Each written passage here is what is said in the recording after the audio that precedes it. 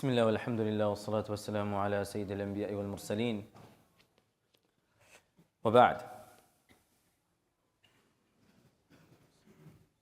One of the early scholars mentioned something extremely profound.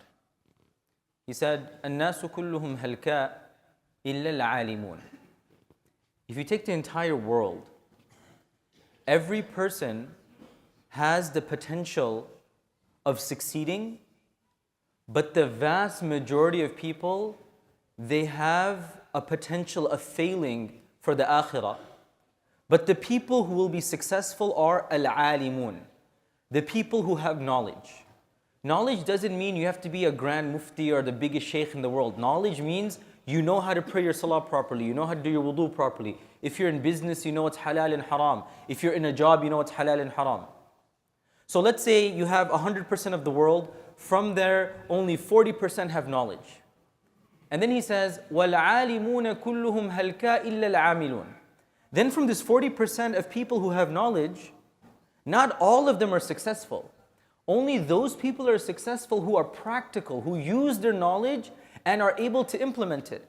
If I know that Salatul Fajr is in a particular time, and then when the sun rises, it comes to an end, when the sun sets, it's time for Maghrib Salah, I have all of this knowledge, but I'm not praying, my knowledge is not beneficial. So from the 40% of people who have knowledge, only about 20% of people actually practice on it.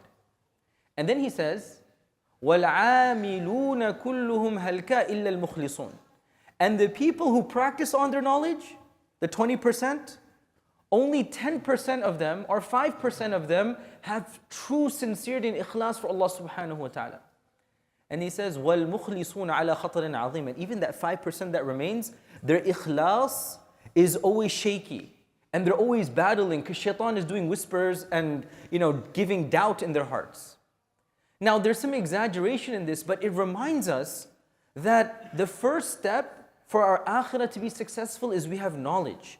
We have to know what the Quran is telling us. We have to know how to pray, why we're praying, what invalidates our salah, what can I buy, what can I eat. Know all of these things.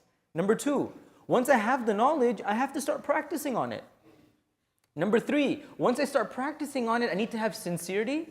And after sincerity, the battle doesn't end. I have to preserve that sincerity. Because every moment when I'm praying, shaitan is whispering in my ears. After I'm done with my salah, shaitan is whispering in my ears.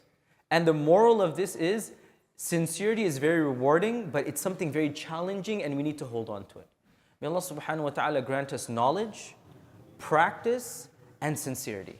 Ameen ya Rabbil Alameen. Inshallah, after the remaining sunnah, we'll have our weekly hadith thoughts. Everyone is